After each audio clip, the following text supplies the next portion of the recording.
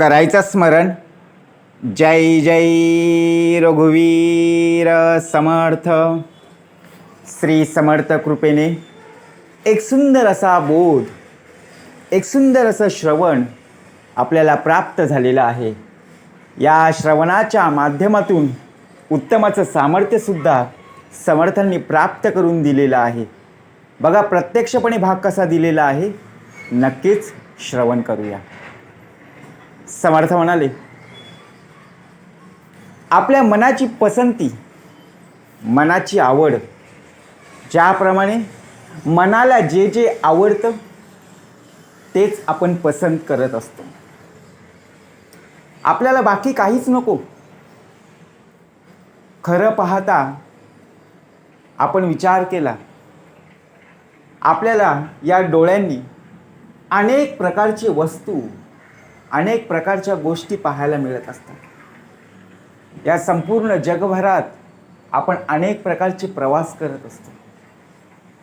परंतु जिथे आपल्याला जायचं आहे, जिथे आपल्याला आवड आहे, तिथेच जाण्यास आपण पसंत करत असतो.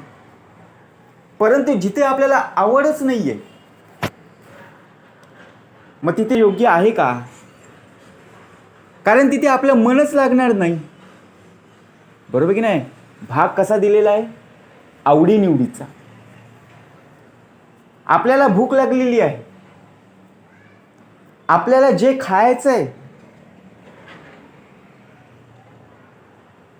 त्याची चव प्रत्यक्षपणे आपल्या जिभेवर रेंगाळलेली असते. त्या चवीमुळे, त्या चवीसाठी बघा प्रत्यक्षपणे ते जिभेचे चोचले पुरवण्यासाठी आपण तिथे जात असतो. भाग काय आहे? समर्थ म्हणाले आवडीचा, जी पसंत आपण केलेली आहे ती. जर आपल्याला खरंच कारल्याची भाजी, बघा एखादी मेथीची भाजी आपल्याला आवडत नाही. मेथीचा लाडू दिलेला असतो कारण तो कडू लागतो. कारल्याची चव सुद्धा कडू असते, ती आपल्याला आवडत नाही. कारण का? आपल्याला जी पसंत असते, जी आवड असते तीच आपण खात असतो. परंतु आपण विचार जर केला ना, कारल्याची भाजी ही औषधी आहे. आपल्या जीवनासाठी बघा प्रत्यक्षपणे लाभदायक आहे. परंतु आपण फक्त आपल्या आवडीचा भाग पाहत असतो. आपल्या पसंतीच्या गोष्टी, पसंतीच्या वस्तू आपण पाहत असतो. आपल्याला जायचंय कुठे? प्रवास करायचा विमानातून. बघा आपली हौस असते, आपली आवड असते. एक दिवस स्वप्न असतो. तो स्वप्न पूर्ण करण्यासाठी आपण अनेक प्रकारचे काय करत असतो? प्लॅन करत असतो ना. आवड असते आतून. मन चंचल आहे, मन स्थिर बसत नाही. आपल्याकडून तो काम करून घेतो. आपल्याला जिथे जायचं त्यासाठी तो कटिबद्ध असतो. पण आपण बघा प्रवासासाठी निघालेलो आहोत. जिथे आपल्याला जायचं आहे तिथे जर आपलं मन भरलं नाही तर तिथे आपल्याला कंटाळा येतो. एखादा समुद्रकिनारा आहे, त्या समुद्रकिनारी बघा आपण गेलेलो आहोत. खूप शांत वाटतं ना. मन मोकळेपणाने आपण एकमेकांशी बोलू शकतो. कारण का? त्या समुद्रकिनारी आपण जिथे गेलेलो आहोत तिथे आपल्यातलं जो टेन्शन असतं, जी चिंता असते ती निघून जाते. परंतु कोणी एखादा बघा बाजार भरलेला आहे जिथे सर्व आरडाओरडा चालू आहे आणि तिथे जर आपल्याला कोणी नेऊन सोडलं तर आपल्याला आवडेल का? नाही ना. कारण का? आपल्या मनाला पटत नाहीये. त्या बाजारामध्ये खायच्या पण वस्तू आहेत, जे पसंतीच्या वस्तू आहेत, जे आपल्याला आवड आहे ते सुद्धा, त्याची दुकानं सुद्धा आहेत. परंतु आपलं मन तिथे लागत नाही. मनाला शांत ठिकाण आवडतं, निसर्गरम्य ठिकाण पाहायला खूप आवडतं. बघा कसा भाग दिलेला आहे.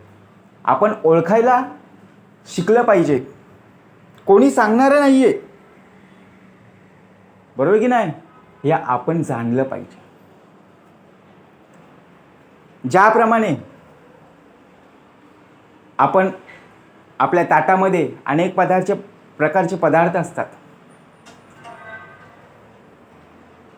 ते सर्वचे सर्व आपण खातो की नाही, कारण ते आपल्या बघा प्रत्यक्षपणे जी चव आहे त्या चवीनुसार आपण खात असतो. आता साखर आपण चमचभर खाऊ शकतो, बरोबर की नाही, एक चमच नाही तर 2 चमचे खाऊ शकतो, परंतु मीठ तेवढं खाऊ शकत नाही. अहो 1 चमच पण खाऊ शकत नाही ना, थोडंसं घेतला तरी, बरोबर की नाही. म्हणून भाग कसा दिलेला आहे, मनुष्याने नेहमी कसं राहता आलं पाहिजे. परंतु आपण जर विचार केला ना,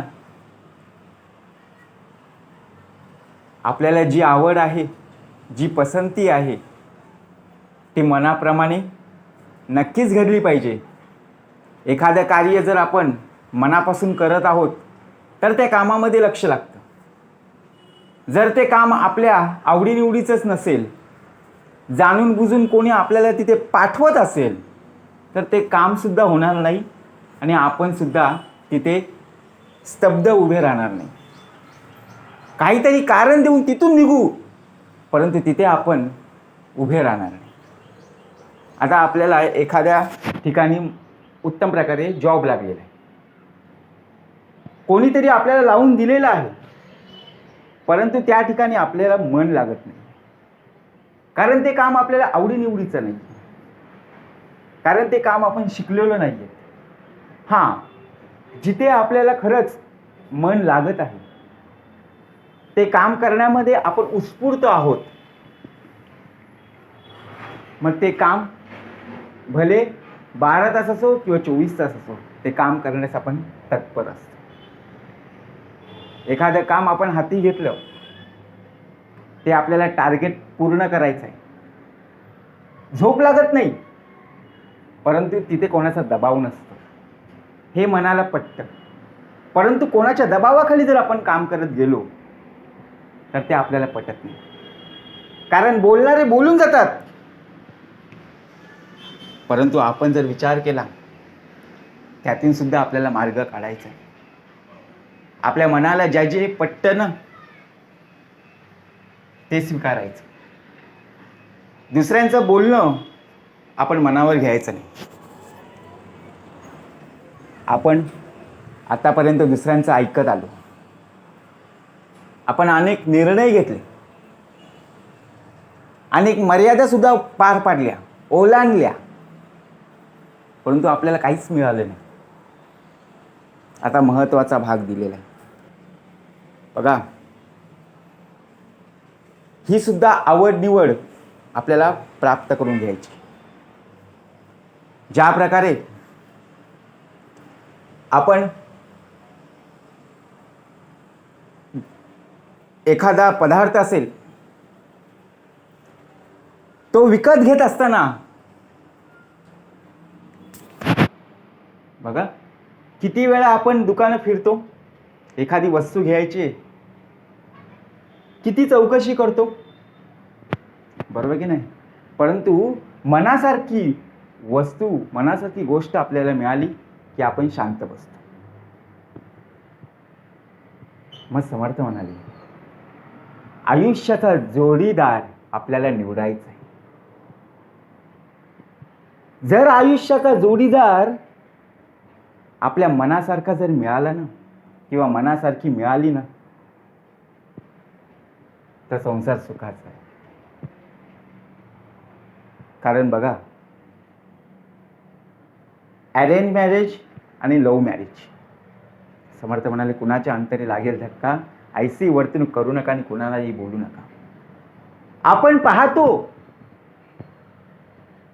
प्रत्यक्ष संसार लोकांचे पाहत असतो कसं चाललेलं आहे, आयुष्याचा जोडीदार निवडताना उत्तम प्रकारे आपण काळजी घेतली पाहिजे. काय पाहायचंय? समर्थ म्हणाले, ज्या प्रकारे मुलीला मुलगा आणि मुलाला मुलगी, आवड निवड बघा, पसंती एकमेकांची झाली पाहिजे, तरच संसार सुखाचा. जर तळ्यात मळ्यात असेल तर संसार सुखाचा होऊच शकत नाही. कारण का भाग दिलेला आहे. ज्या प्रकारे आपण एखादी वस्तू घेतो की नाही, त्याची आपण चौकशी करतो, मग तसंच आपण सुद्धा प्रत्यक्षपणे त्या गोष्टी जाणल्या पाहिजे. कारण आपण एवढं कार्य करून मोकळे झालेलो असतो आणि थोडक्यासाठी आपलं नाव खराब होतं. कोणतं कार्य आपण चुकीचं केलं, बरोबर की नाही? लहानपणापासून आत्तापर्यंत आपण प्रत्यक्षपणे उत्तम प्रकारे कार्य करत गेलो, परंतु काहीतरी एक क्षुल्लक कारण आपल्या हातून घडलं आणि त्या घडलेल्या प्रसंगातून आपलं नाव खराब झालं. कारण का? मनासारखं आपल्याला काही मिळालं नाही. एखादी गोष्ट जर मनासारखी घडली नाही ना, तर बघा, जेवण गोड लागतं का? नाही हो लागत. संसारामध्ये कटकटी झाल्या ना, भानगडी झाल्या ना, मग संसार नकोसा होतो, बरोबर की नाही? परंतु पुढच्या दिवशी पुन्हा बघा, झोपेतून उठल्यानंतर शांत होतं डोकं, पण विचार तेच राहतात. थोडं आपला देह शांत राहतो. आपल्यामध्ये नम्रता असली पाहिजे, बरोबर की नाही? हा झाला संसाराचा. समर्थ म्हणाले, आपल्याला आवड आणि पसंतीचा आज भाग दिलेला आहे. कारण आयुष्यामध्ये जीवनाचं सार्थक करायचं असेल तर आवडीने परमार्थ करावा. जेणे विठ्ठल मात्र घ्यावे त्याने पथ्य सांभाळावे. कारण विषय गोड हे लागले मला, यामुळे असे घाता आपला. विषय विकारांना दूर ठेवायचं आहे, त्यांना जवळ नाही आणायचं. कारण आयुष्याची ते राख रांगोळी करायला आलेले आहेत, बरोबर की नाही? म्हणून आपल्याला जी आवड आहे, जे आपण प्रत्यक्षपणे एखाद्या काम हाती घेतलेलं आहे, ते काम जर आपल्याला आवडत असेल, आपण त्या कामामध्ये नियोजन करून, प्लॅन करून ते काम करण्यास तयार होत असेल तरच ते काम करा. नाहीतर न काम घेतलेलं हाती बरं, बरोबर की नाही? कारण नाव खराब होता कामा नये. लोक बोलणारी आहेत, अरे हाती घेतलेलं काम सोडलं. मग बोलणारी लोक आहेत ना, मी याला कामाला लावलं होतं पण हा सोडून गेला. पण ते काम आपल्याला जमलंच नाही ना, कारण आपली फॅकल्टी वेगळी आहे, आपला क्षेत्र वेगळं आहे. म्हणून समर्थ म्हणाले, आपल्याला जे आवडतं ना तेच करण्याचा प्रयत्न करा. त्यांनी बॅट घेतली म्हणून आपण जर बॅट घेऊन गेलो तर आपण सिक्स चौकार मारणारे नाही आहोत. कारण त्यासाठी सराव करणं गरजेचं आहे, बरोबर की नाही? प्रॅक्टिस करणं गरजेचं आहे. समर्थ म्हणाले, ठेविले अनंत तैसेची राहावे, चित्ती असू द्यावे समाधान. जय जय रघुवीर समर्थ.